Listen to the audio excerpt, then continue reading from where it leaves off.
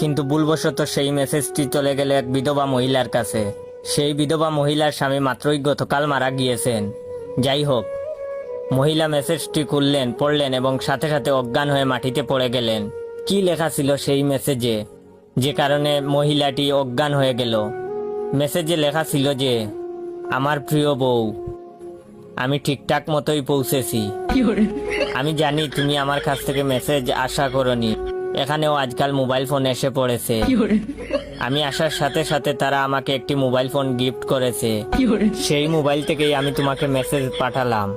তুমি জেনে আরো খুশি হবে যে তারা সবাই এখন তোমার জন্য অপেক্ষা করছে।